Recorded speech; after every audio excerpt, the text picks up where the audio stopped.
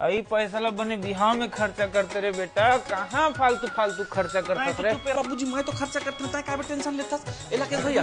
हाँ कुमार, मैं एक ठक लेटरिन खोली बनाए हैं जोरदार वाला, उसमें लेटरिन सीट बैठालना है, तो एक ठक बढ़िया वाला लेटरिन सीट दिखा तो। हाँ मिल जाए यार। हाँ वो का लेते ये दिखा भैया। चलो चलो ना। कुमार के बिहाव 3 साल धान बेच के बेटा 1 लाख रुपए जमा करे हम। 1 लाख? हाँ, और कहाँ ले कहाँ टट्टी खोली में खर्चा करूँ कथे घला। अरे भैया तुम्हारे मन की घर से। अरे कुमार भाई वाला मच्छू भाई तो औकात से बाहर की चीज हरी हो।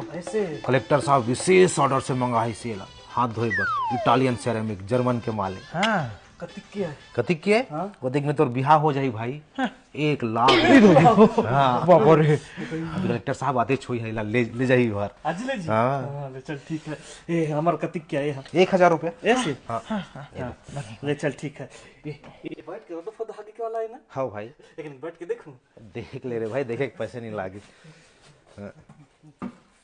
हाँ पक्का पड़ती बाबूजी है गला। महंगा हो ही बेटा। ऐसे ना? हाँ। देख नहीं ले।